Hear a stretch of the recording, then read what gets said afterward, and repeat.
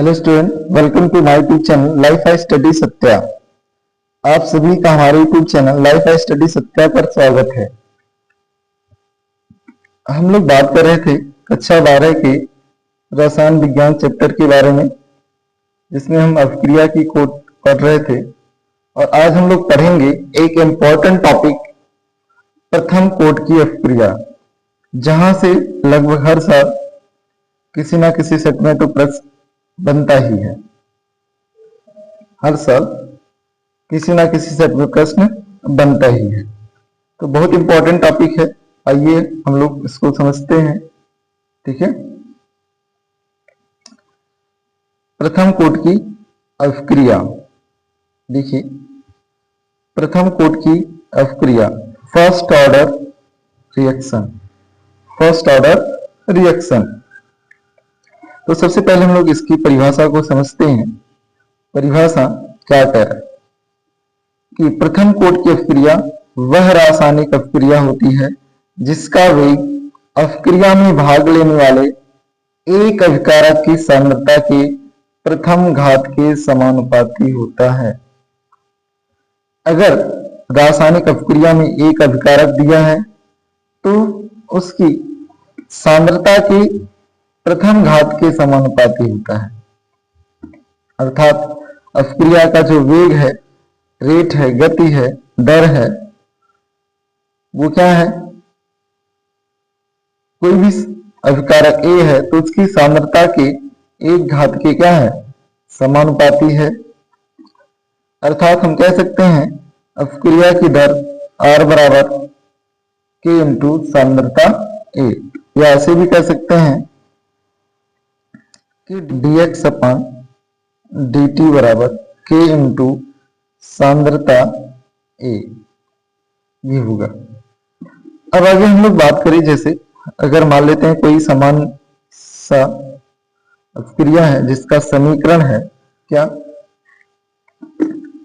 A और उसमें product बन रहा है। तो किसी सामान्य समीकरण में कोई एक अभिकारक है जिसे A के रूप में दर्शा रहे हैं और उससे कोई प्रोडक्ट बन रहा है। तो इस अपक्रिया में कोई एक अभिकारक A है और इससे कोई उत्पाद बन रहा है।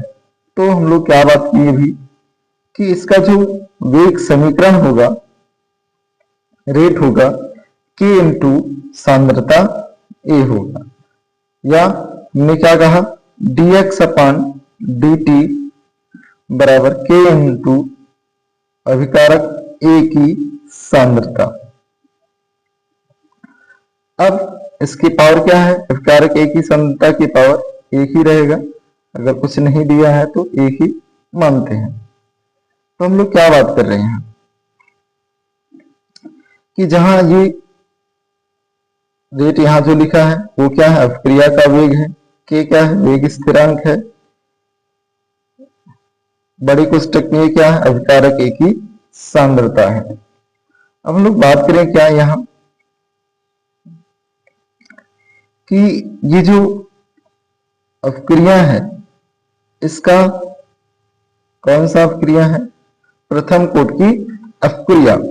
तो प्रथम कोड की अपक्रिया का एकीकृत वेग समीकरण क्या होगा? एकीकृत वेग समीकरण। तो इस एकीकृत वेग समीकरण में अगर हम लोग बात करें इसकी वेग स्थिरांक K की, प्रथम कोड की अपक्रिया के वेग स्थिरांक K बराबर क्या होता है? 2.303 बटे T इंटू लॉग अभिकारक A की प्रारंभिक सांद्रता बटे अभिकारक A की T समय पर सांद्रता। तो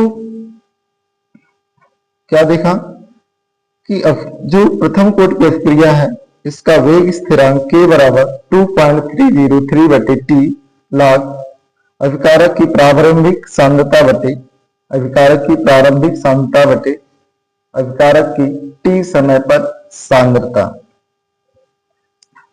बात करते हैं अब इसकी विशेषता के संदर्भ में। क्या होगी इसकी विशेषता? तो क्या कह रहा है कि अपक्रिया का जो वेग है अभिकारक की सांद्रता के समानुपाती है। और कैसे है अभिक्रिया का वेग अभिकारक की सांद्रता के प्रथम घात के समानुपाती होता है। इसका जो अर्धायु काल है, इसका अर्धायु काल आगे हम लोग बात करेंगे कि अर्धायु काल यहाँ देखिए दिया है। अर्धायु काल टी हाफ बराबर 0.693 अपान के 0.693 अपान के। अब हम जान रहे हैं क्या इस अर्धायु काल में कहीं जो अभिकारक है उसकी सांद्रता का कहीं जिक्र नहीं है। इसका मतलब क्या है, प्रथम कोटि की अभिक्रिया में अर्धायु प्रारंभिक सांद्रता पर निर्भर नहीं करती। क्या प्रारंभिक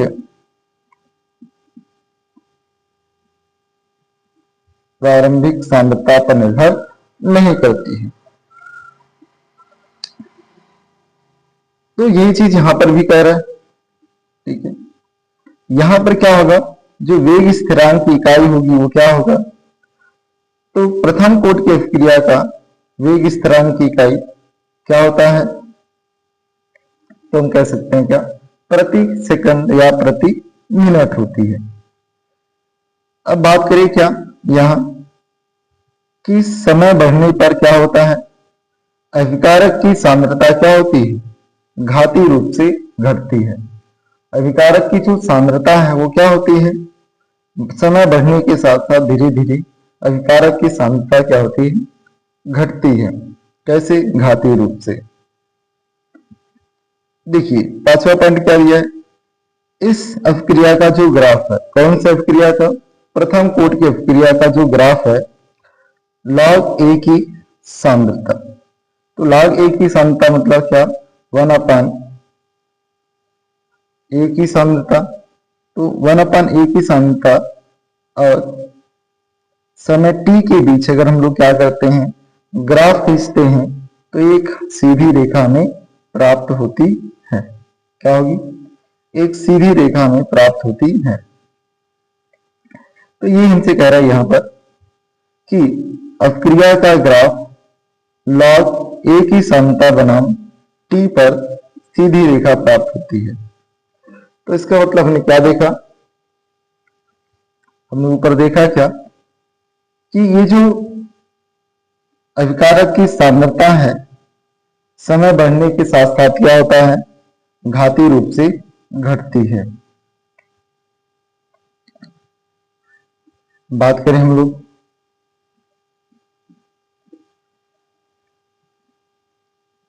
ये जो प्रथम कोटि की अभिक्रिया है इसके उदाहरण के संदर्भ में, तो हम लोग क्या देख रहे हैं,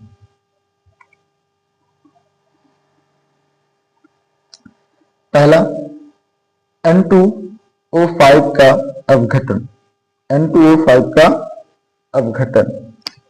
तो N2O5 का अपघटन क्या होगा, तो कह रहा है क्या, 2 N2O5 का अपघटन 2NO2 प्लस हाफ O2 में होता है। इसका जो अपघटन है 2NO2 प्लस हाफ O2 में होता है। इसी प्रकार क्या रेडियोधर्मी पदार्थों का जो क्षय है, जैसे यूरेनियम का क्षय क्या है, प्रथम कोटि की अभिक्रिया है। इसी प्रकार कुछ एस्टरों का जल अपघटन, इनवर्ट शर्करा का अपघटन, क्या, इनवर्ट शर्करा का अपघटन।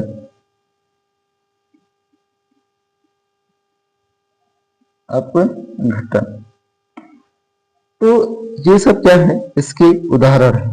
ठीक है, अगर हम लोग बात करें क्या यहाँ इसके उपयोग के बारे में, इसका उपयोग कहाँ होता है, रेडियोधर्मी डेटिंग में, औषधियों का अपघटन में, रासायनिक उद्योगों में, परमाणु ऊर्जा के अध्ययन में। अच्छा, यहाँ अगर हम लोग बात करें कुछ एस्टरों के जल अपघटन में, तो यहाँ एक एग्जाम्पल हम लोग, जैसे अगर हम लोग बात करें क्या, मेथिल एसीटेट, मेथिल एसीटेट क्या सूत्र है, CH3 COOCH3 लिक्विड फॉर्म में है। अब इसकी क्रिया किससे कराई जाए? जल से करा दी जाए। ठीक, किससे कराई जाए? जल से, जो भी लिक्विड फॉर्म में है। तो क्या प्राप्त होगा हमें? यहां Estee colonel CH3COOH plus CH3OH प्राप्त होता है। अब इस अपक्रिया में क्या होता है? जो अभिकारक की सांद्रता में अगर हम लोग बात करें तो यहां जो मेथिल एसीटेट है उसी को लेते हैं। तो इस प्रकार जो अपक्रिया की जो दर है मेथिल एसीटेट की सांद्रता के घात के समानुपाती होता है। यहाँ जो जल है वो मुख्य भूमिका में नहीं होता है, तो जल की सांद्रता हमें नहीं लेना होता है। इसी प्रकार अगर हम लोग बात करते हैं क्या सुक्रोज का जल अवघटन, ठीक है, सुक्रोज का जल अवघटन मतलब क्या? सुक्रोज चीनी C12H22O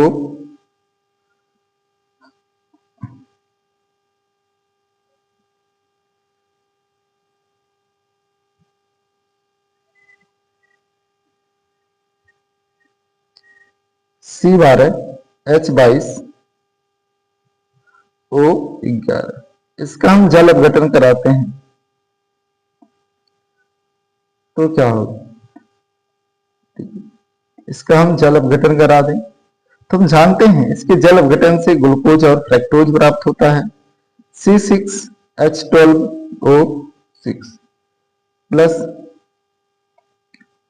C6H12O6। तो हम लोग बात कर रहे हैं क्या? ये जो अपक्रिया है प्रथम कोट की अपक्रिया है, इसमें जो अपक्रिया की दर है वो क्या होता है? इस सुक्रोज की सांद्रता के प्रथम घात के समानुपाती होता है। तो हम लोगों ने देखा क्या कि प्रथम कोट की अपक्रिया का जो एग्जाम्पल है वो क्या है। आइए बात करते हैं आगे, हम लोग देखते हैं इसके संदर्भ में। आइए बात करते हैं हम लोग प्रथम कोट की अपक्रिया के वेग स्थिरांक के व्यंजन के संदर्भ में। ठीक है, प्रथम कोट की अपक्रिया के वेग स्थिरांक के व्यंजक के संदर्भ में क्या भी हमने देखा पीछे। यहां प्रथम कोट की अपक्रिया के वेग स्थिरांक के बराबर 2.303/T इंटू लॉग अभिकारक A की प्रारंभिक सांद्रता बटे अभिकारक A की T समय पर सांद्रता। तो आइए इसी को हम लोग व्युत्पत्ति करते हैं, इसको प्राप्त करते हैं। इसके लिए हम लोग एक सामान्य सा समीकरण लेते हैं जिसमें एक अभिकारक A क्या कर रहा है? कोई उत्पाद बना रहा है। मान लेते हैं प्रारंभ में इस अभिकारक की सांद्रता स्मॉल a मोल है। T समय तक इसकी x मात्रा अपक्रिया कर चुकी है। तो अब T समय पर इसकी शेष जो बची सांद्रता है वो क्या होगी? A माइनस x होगी। ठीक, तो इस अपक्रिया के लिए अगर हम लोग बात करें अपक्रिया का वेग समीकरण क्या होगा? तो अपक्रिया का वेग समीकरण प्रथम कोट के लिए dx/dt बराबर k into a minus x, dx/dt बराबर k into a minus x, जहां k क्या है? वेग स्थिरांक है। अब यहां पर हम लोग क्या करते हैं? a माइनस एक्स को इस साइड में लाते हैं और dt को इस साइड में। तो क्या होगा? dx बटे a माइनस एक्स बराबर k इंटू डी टी हुआ। अब k क्या है? एक स्थिरांक है।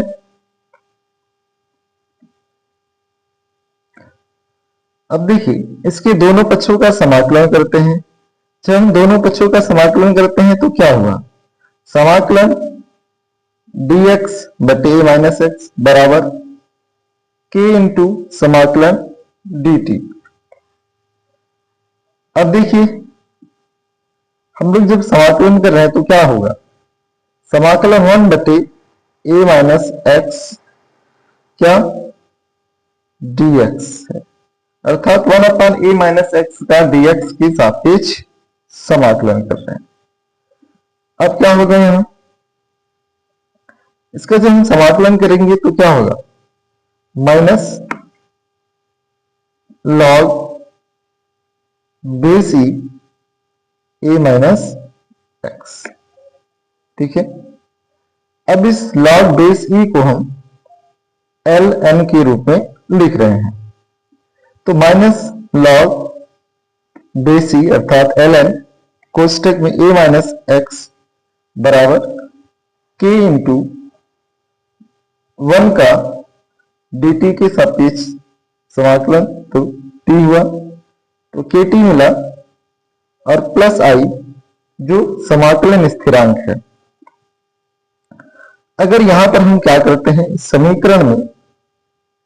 समीकरण में t बराबर 0 और x बराबर 0 रखते हैं।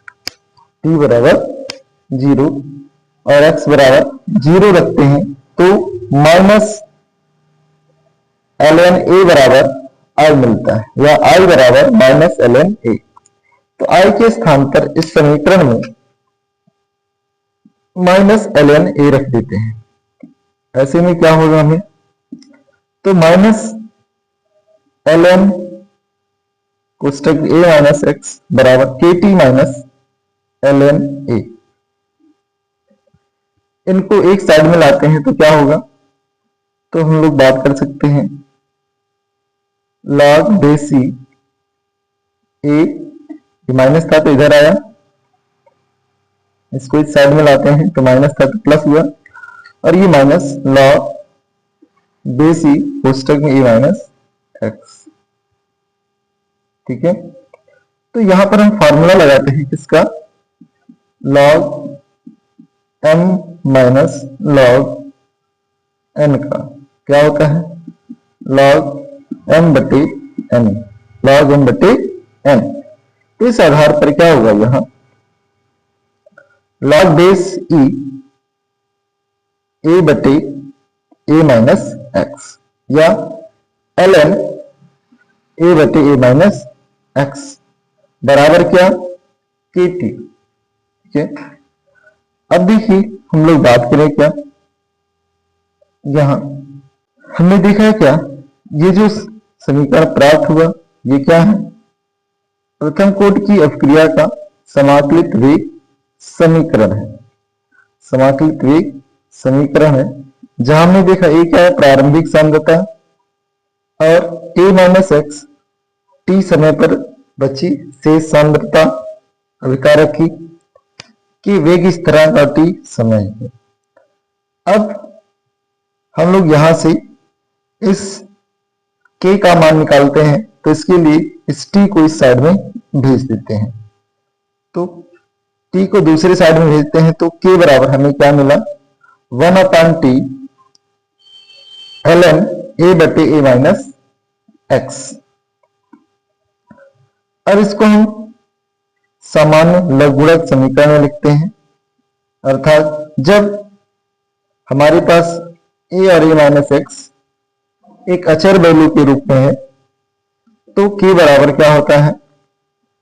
2.303 बटे t इंटू लॉग बेस 10 तब होगा यहाँ a बटे a माइनस एक्स, अर्थात प्रथम कोटि की अपक्रिया का वेग स्थिरांक k बराबर 2.303 बटे t लॉग a बटे a माइनस एक्स।